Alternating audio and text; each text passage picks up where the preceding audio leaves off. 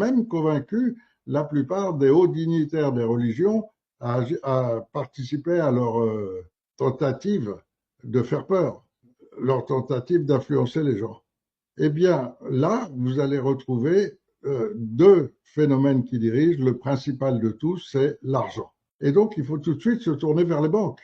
Regardez où va le profit, regardez quelle est la manipulation et qui sont ceux qui sont capables d'avoir un lien à travers tous les États de la planète, à travers toutes les institutions. Il n'y a pas grand monde. Il y a seulement ceux qui dirigent la banque. Alors après, vous faites un peu plus de recherche, très vite, vous aboutissez très vite directement au centre de commande de la planète. Et les centres de commande de la planète, ce sont les grandes multinationales. Multinationales de la santé, de la pharmacie, du chimique en général, etc. Et là, vous retrouvez absolument tout. Vous retrouvez aussi les chemtrails, vous retrouvez les influences de la santé, l'OMS, et vous retrouvez tout le schéma qui s'est développé à la Seconde Guerre mondiale. Donc l'OMS, le FMI, l'ONU, etc.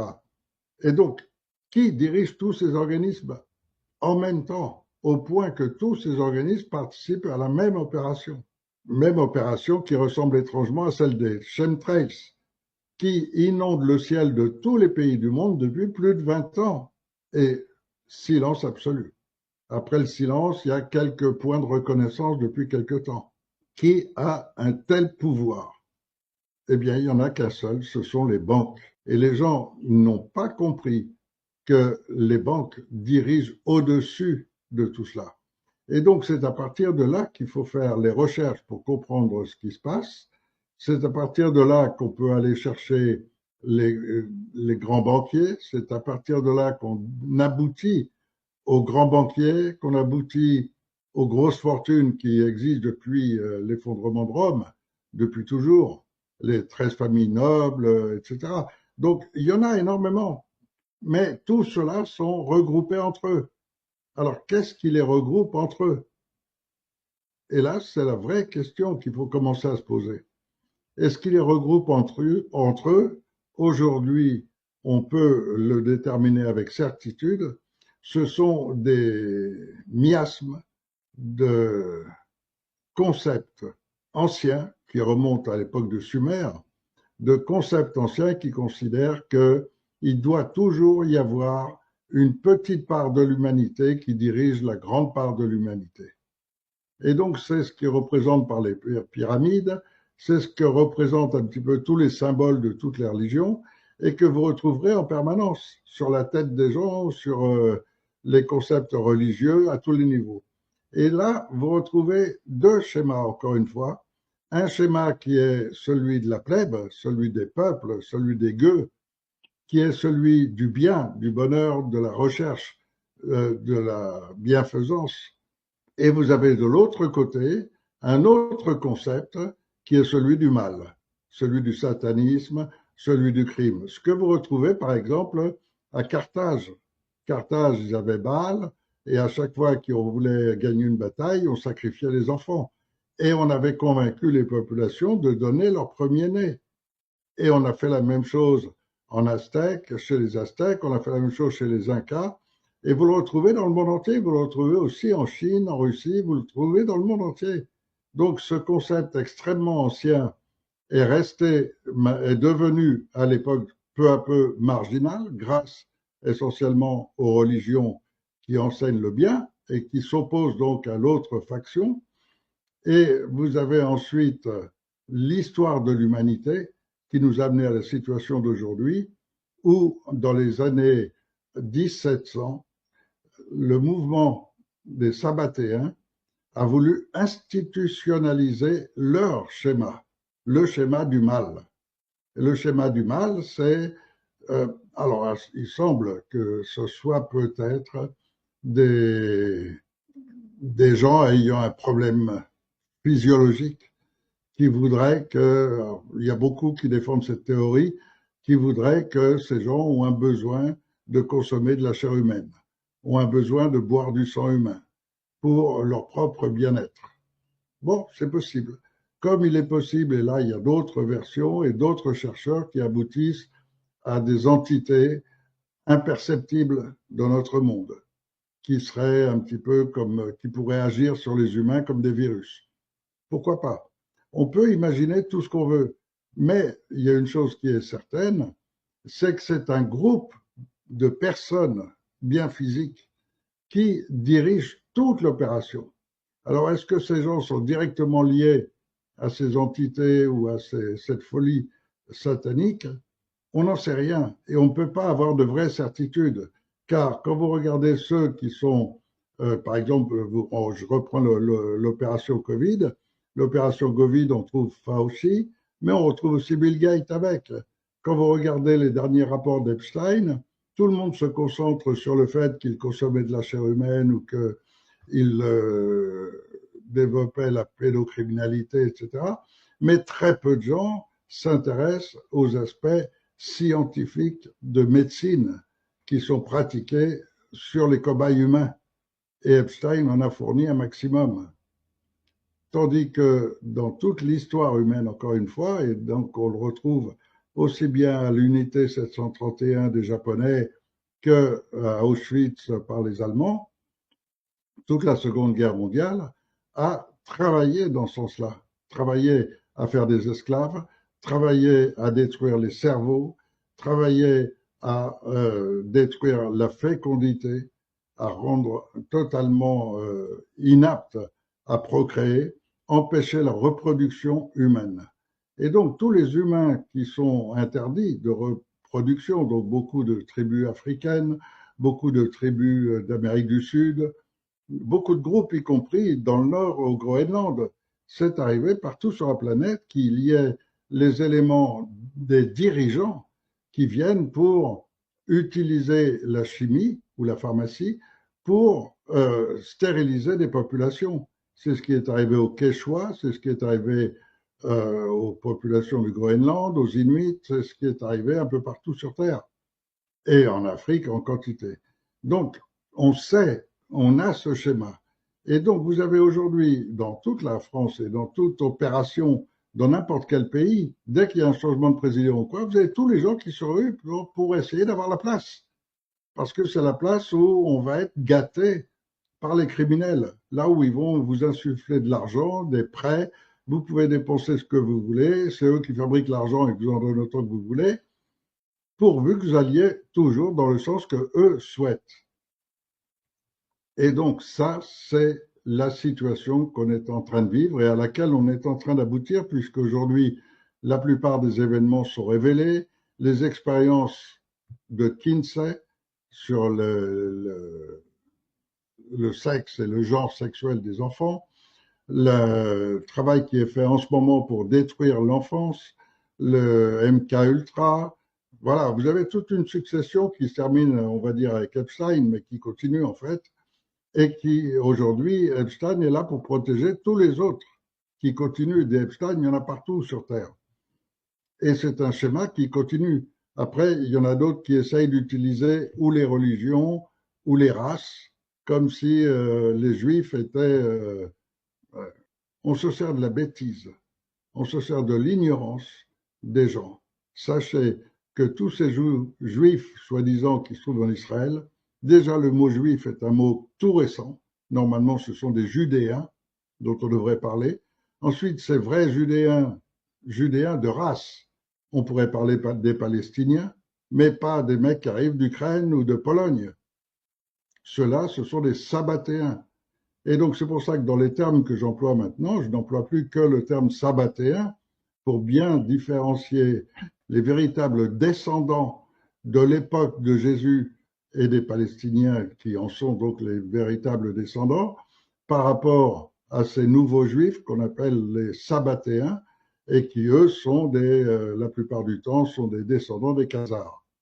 Et donc, c'est un autre monde. Ça n'a rien à voir avec les Juifs. Ils se servent de la religion. Et ça, c'est le principe même du sabbatéisme. C'est d'utiliser les religions et se faire passer. Rappelez-vous que les principaux dirigeants des sabbatéens, que ce soit Jacob Frank ou Sabbatai Tzvi, Ce sont des gens qui ont hérité de plusieurs religions en même temps. Jacob Frank était juif, musulman et catholique. Donc, vous retrouvez le schéma des satanistes. Et ça, c'est le satanisme global, c'est celui des sabbatéens. Alors, qui ils sont, comment entrer dans les détails, etc. Aujourd'hui, c'est pas le sujet. Aujourd'hui, c'est le sujet. Le sujet, c'est de comprendre que le problème est international. Et quand on le comprend sans l'avoir étudié, mais juste de ressenti déjà, de ce que beaucoup de gens appellent le cœur, l'émotion, quand on ressent un malaise dans la société qu'on cherche à comprendre, eh bien, on commence à lire. On commence à chercher, à fouiller, à chaque fois qu'on a la possibilité de découvrir un peu plus. Et c'est ce que j'ai fait toute ma vie, et c'est ce qui fait que lorsqu'ils ont déclenché leur plan du nouvel ordre mondial en 2001, en déclenchant cette fausse opération pour abattre les tours jumelles, dès cet instant, je savais que c'était leur plan qui se mettait en route, leur plan final. Et leur plan final, c'est la destruction de l'humanité sur Terre. C'est ce qu'ils ont annoncé sur les Guides Stone, sur lequel, un monument sur lequel ils ont annoncé on va réduire la population de 95%, qu'il reste seulement 500 millions d'individus et d'êtres vivants sur la planète, et que ces 500 millions soient esclavagés par nous-mêmes. C'est nous les dirigeants. C'est nous qui allons gérer ces 500 millions d'êtres humains qui vont rester vivants. Mais en attendant, il faut tuer les 95%. Et d'où l'opération qui a commencé en 2001 avec les tours jumelles et qui depuis ne fait que continuer. Après, en 2007-2008, ils ont déjà fait une première tentative pour modifier les statuts de l'OMS, une tentative de grippe H1N1, grâce à laquelle ils ont pu modifier les statuts de l'OMS pour préparer la prochaine pandémie. Et la prochaine, ça a été le Covid, qui là a été une vraie totale opération, même si elle a échoué en bonne partie, heureusement.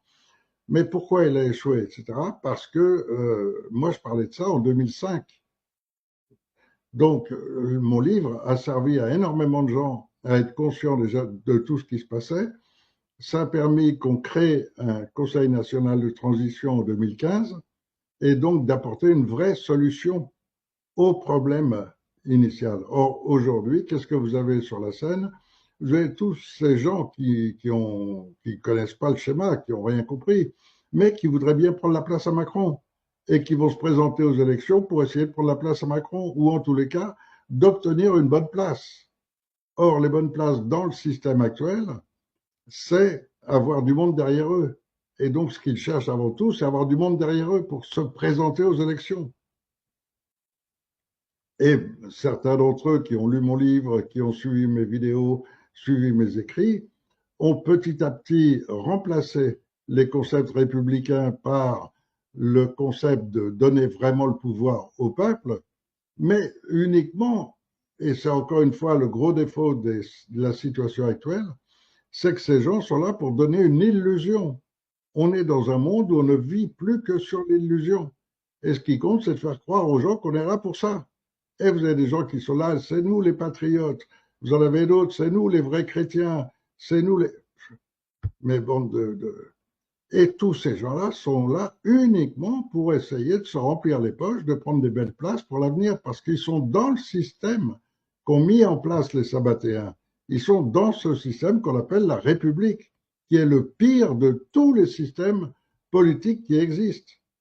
Contrairement à tout ce qu'on vous raconte, contrairement à à toute l'influence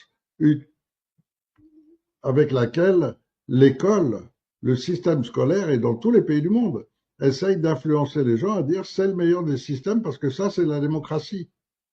Alors que la République est tout le contraire de la démocratie. L'absolu contraire. C'est justement faire taire les peuples et empêcher toute évolution des peuples. Et pendant que la science évolue et continue à évoluer, probablement avec des techniques ou des technologies qui ne sont pas forcément humaines, qui ne sont pas forcément... En tous les cas, quand vous regardez la vitesse de développement du numérique en seulement 30 ans, c'est un bond dans l'histoire de l'humanité, dans l'histoire des sciences, etc. Est-ce que seulement les humains en sont responsables de ce bond en avant, ce n'est pas une certitude. Il semblerait qu'il y ait beaucoup de rétro-ingénierie obtenue à partir de vaisseaux qui viennent d'ailleurs. Tout est possible, encore une fois. Là, on est dans des schémas complètement où on est dans un grand inconnu. Mais le résultat concret, c'est que maintenant, ils établissent un crédit social à partir duquel toutes les populations vont être esclavagées. Vos droits et vos non-droits. Vous avez le droit de prendre l'avion une fois par an, vous avez le droit de prendre votre voiture pour faire tant de kilomètres cette semaine, la semaine d'après, et ainsi de suite. Et ça, c'est en train de se mettre en place. Donc, vous savez qu'à partir de septembre, vous entrez dans la facturation électronique. Vous savez que ça conduit naturellement à la suppression de l'argent liquide pour qu'il n'y ait plus que les espèces numériques, il n'y ait plus que l'argent numérique, et qu'entre le contrôle numérique et l'identification numérique, vous allez être fliqué, tracé, surveillé en permanence jusque dans vos petits actes. Regardez au point qu'ils en arrivent maintenant à mettre des caméras intérieures dans vos voitures. Vérifiez que vous n'avez pas oublié de mettre votre ceinture. Vérifiez ce que vous faites. Vous contrôlez, vous surveillez en permanence. Et si certains pays sont déjà entrés dans ce schéma, d'autres ne le veulent absolument pas. Et pour avoir les vraies informations, c'est extrêmement difficile, car vous avez en France, en ce moment je suis en France, donc j'en parle, en France, vous avez une multitude de vidéos qui vous montrent la Chine, l'horreur du crédit social. Mais aucun d'entre eux n'est allé vérifier. Aucun d'entre eux n'a été vivre en Chine et voir si réellement il y a ce contrôle social tel qu'il est indiqué sur des vidéos qui sont faites ici, qui ne sont pas faites par des Chinois en Chine. Et c'est la même chose pour tout. Donc aujourd'hui, vous êtes dans une illusion complète et ils sont en train de fabriquer ce monde illusoire avec tout va dans ce sens-là. Regardez les histoires de Biden, les histoires de tous les dirigeants aujourd'hui, soi-disant, dont on n'est pas sûr s'ils sont vivants ou s'ils sont morts, si c'est vraiment eux, si c'est des sosies, si c'est des masques. C'est une pagaille complète dans laquelle on est entré et dans laquelle on entre à grands pas, puisque maintenant, avec le numérique, toujours, on arrive à faire, avec l'IA en plus, on arrive à complètement contrôler tout le système, à inventer du narratif, à faire parler les gens avec des machines. Mais alors, il y a certaines choses qui peuvent être utiles en matière de traduction ou autre, mais l'intelligence humaine, c'est autre chose, et c'est jamais l'IA qui va pouvoir la remplacer. Et aucune IA, c'est impossible. Et ça a été démontré par je ne sais combien de scientifiques déjà. Donc, je ne fais que répéter ce qu'ils disent, mais qui de toute façon correspond à la simple logique. Réfléchissez, pensez. Aucune IA n'est capable de penser comme vous pensez. Et donc ne peut pas exprimer ce que vous pensez. Alors, tant que vous restez dans ce système, tant que vous applaudissez ces gens qui ne rêvent que de prendre la place à Macron et de remplir leurs poches, eh bien, vous n'évoluez en rien, vous ne faites évoluer en rien, vous ne protégez pas vos enfants sont de plus en plus en danger parce que eux libèrent les pédocriminels et en fabriquent en grande quantité et les multiplient à toute vitesse. Et il y en a de plus en plus.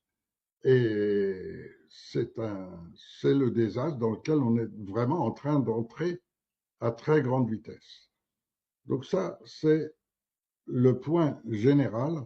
Et maintenant, si vous observez votre monde actuel, vous ouvrez un journal, vous ouvrez un poste de radio, vous ouvrez une télévision, vous allez sur Internet. De quoi est-ce qu'on vous parle sans arrêt? Uniquement de la guerre. Uniquement qui va dominer. Et aujourd'hui, vous avez des milliards d'habitants sur Terre qui ouvrent leur télé et qui se disent est-ce que c'est l'Iran qui va gagner? Est-ce que c'est Israël? Est-ce que c'est les USA? Est-ce que l'Ukraine va y arriver? Mais c'est du grand n'importe quoi. Partout, tout le monde est obnubilé par la guerre. Mais qui vous parle de paix? Qui vous parle d'un monde humain qui vit en paix? Absolument personne. Et tous entrent dans ce jeu. Oui, je suis pour l'Ukraine, oui, je suis pour Trump fait des conneries, mais à quoi ça vous sert? Quelle importance? Tous ces gens sont totalement secondaires. Un Trump, c'est rien, c'est une petite marionnette comme un Macron. Et vous avez des gens qui sont là hein, sans se rendre compte de ce qu'il y a derrière ces gens-là. De comment aller voir, aller visiter l'Élysée la nuit et aller voir qui est réellement là et quelles sont les réunions de gens dont vous n'avez jamais entendu le nom, vous ne savez même pas qui ils sont. Mais ce sont les vrais dirigeants. Ce sont ceux qui maîtrisent les techniques de manipuler l'esprit du dirigeant dont ils se servent. Un Macron, vous doutez bien que le mec, c'est un idiot fini. Et bon, un idiot fini, il a des jolis mots, mais c'est une formation qu'il reçoit pour qu'il sache écouter ses discours il y a 10 ans. Il est absolument incapable de parler comme il y a 10 ans parce qu'il a évolué, parce qu'ils l'ont travaillé en permanence, ils l'ont manipulé en permanence et maintenant, il dit des choses pour arriver à tenir la route. Mais, et tous les dirigeants seront dans la même situation. Des vrais dirigeants, il n'y en a pratiquement pas sur la planète.